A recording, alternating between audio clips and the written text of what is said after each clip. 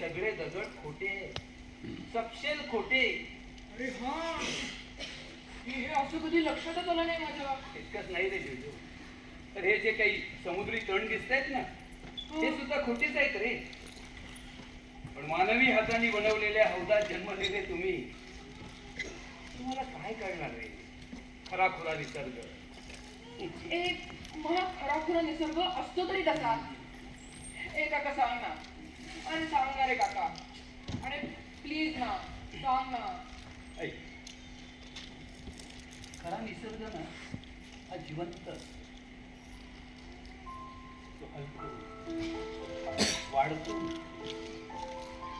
आणि बदलतो.